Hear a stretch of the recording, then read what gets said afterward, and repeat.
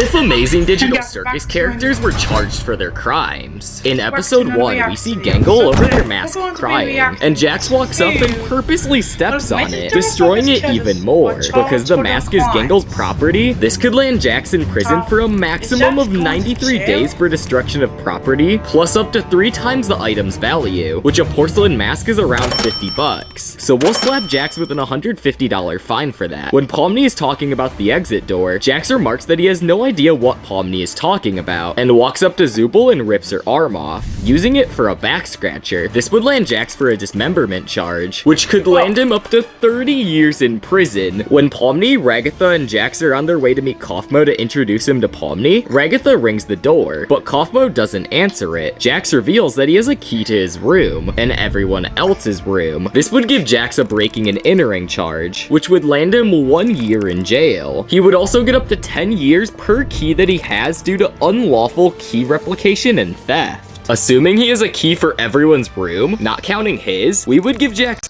so how was to unlock his room? 50 years in jail. After that, he reveals that he may or may not have went into Ragatha's room and put a centipede in there, which is Ragatha's only fear. This would land Jax yet another breaking and entering charge, adding another year onto his sentence. When the gang finds out that Kaufmo abstracted, Jax takes this bowling ball and then runs away. Because the bowling ball is worth around $150, this would land Jax a petty theft fee, punishable.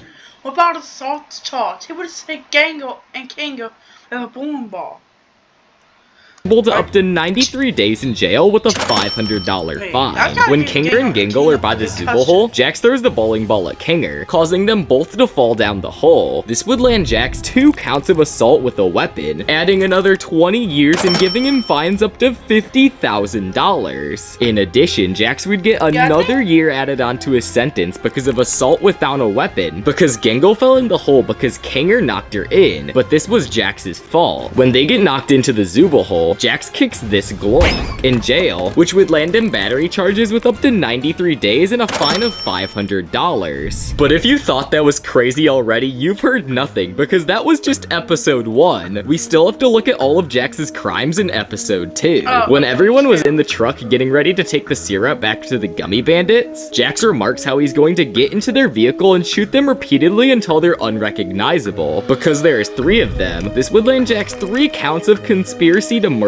which could land him 3 life sentences. That being 1 life sentence for every person he conspired to murder. Next, he grabs Pomni by the throat and throws her outside of the vehicle. This would probably land Jax another assault charge, giving him 93 more days in prison and up to $500 in charges. He also hits one of Gummy Goo's friends and knocks him into the truck, which could get him another assault charge with 93 days and another $500 fine. Next, we see Jax tell Gangle to ram into the truck being driven by Gummy Goo's friend. And while Gangle does not get the charge for reckless driving, Jax actually tells Gangle that if she doesn't ram into the truck, then he'll tell Ragatha about the figurine thing. And if you don't get the joke, I'm happy for you. Anyways, because Jax is threatening to release a dark secret of I do get the joke. Gangles if she doesn't do what Jax says, then that would land Jax a blackmail charge, which would add another year onto Jax's sentence. Next, Ragatha tells Jax that ramming into the other truck would be a very bad idea because Pomni is currently hanging on for dear life on top of it. Jax doesn't want to hear what she has to say though, so he punches her to the ground, which would land Jax yet another 93 days and $500 for assault. Once the truck emerges in the Fudge Monster area, Jax agrees to help the Fudge Monster to eat all of the candy people, which would make Jax an accessory to murder, giving him up to 3 years in prison as well as a fine for $5,000. This leaves Jax with destruction of property,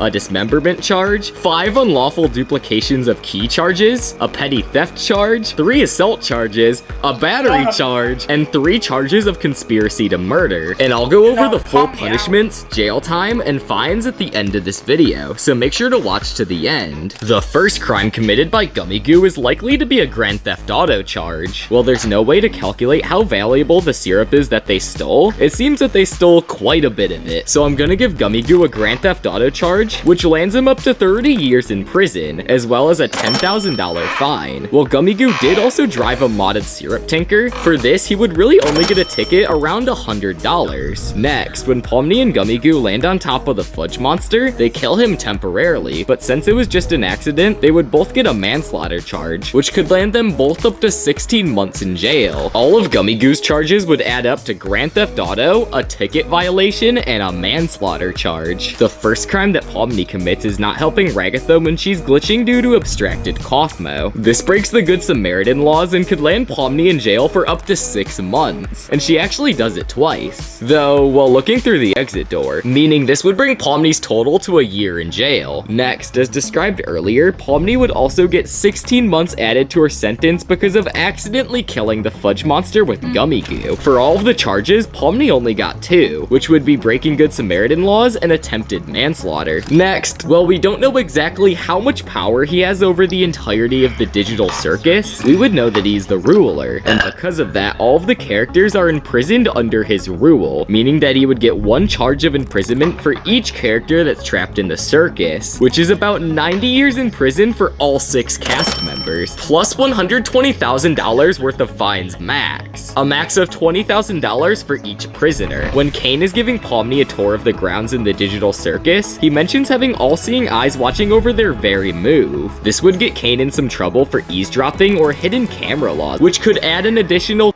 and stalking too. 2 years and $2,000 to his sentence. When Kane is telling Pomni about the adventures, Bubble comes up and eats Kane's cake. In response, Kane pops Bubble, which would land him a life sentence for 3rd-degree murder, because he didn't plan it out, but he did it just purely out of anger. Later, while still explaining the Gather the Gloinks game to Pomni, Bubble interrupts Kane, and Kane again kills Bubble, giving him another 3rd-degree murder charge. The final crime committed by Kane is when Pomni brings Gummy Goo into the circus. Kane notices that Pomni brought an NPC in, so Kane snaps his fingers, causing Gummy Goo to evaporate and killing him. This would give Kane yet another life sentence. All of Kane's charges would add up to 6 false imprisonment charges, an eavesdropping/illegal surveillance charge, and 3 3rd-degree murder charges. Believe it or not, Gangle actually commits some crimes in episode 2. First, she gets a reckless driving charge for driving on the rock. Okay, but come on. Jax actually asked Gangle to do it, so it's actually not Kane. Like Gangle started. Road. Well, you might say, well, Jax made a ride on the dangerous road, so how is this a charge against Gangle? Well, actually, even if you are forced to commit a crime, you are still charged with committing that crime, believe it or not. So this would land Gangle up to 93 days in jail with fines up to $500. Gangle actually gets herself another reckless driving charge, though, for ramming into Gummy Goo's truck a bunch of times, adding another 93 days and another $500. All of Gangle's crimes would add up to 2 reckless driving charges. Well, that's all the crimes that the characters committed, but now I'm gonna tally them all up and see which circus members would have the most prison time. And I want to save Jax's total for last because it's insane. So first, we got Gummy Goo. Gummy Goo starts off with a Grand Theft Auto charge, landing him 30 years in prison and fines Okay, but can we say something here? Jax was trying to save his mom. So does he kinda like a good criminal in that kind of bad way?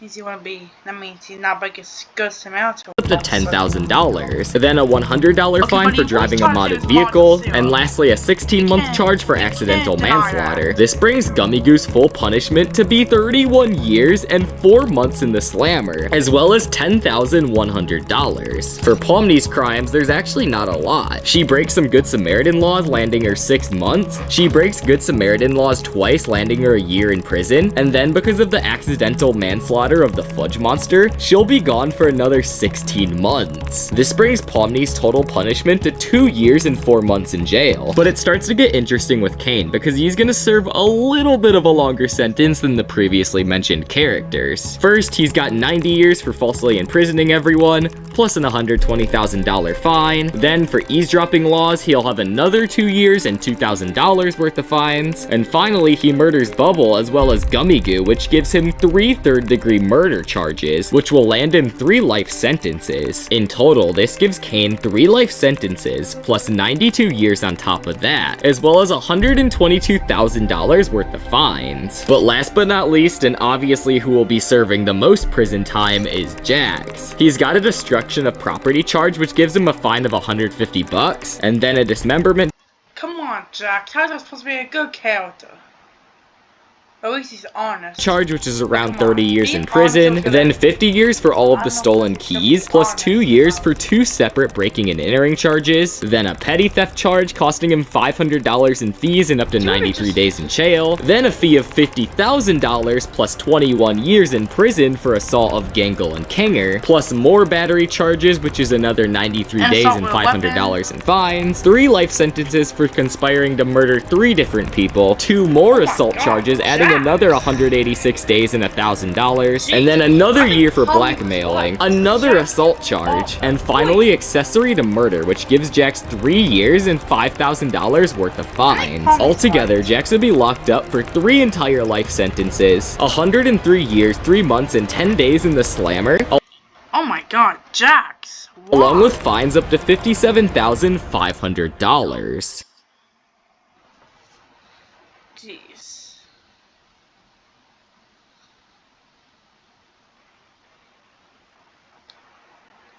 I can't actually have saying this, but Jax, you're going to prison.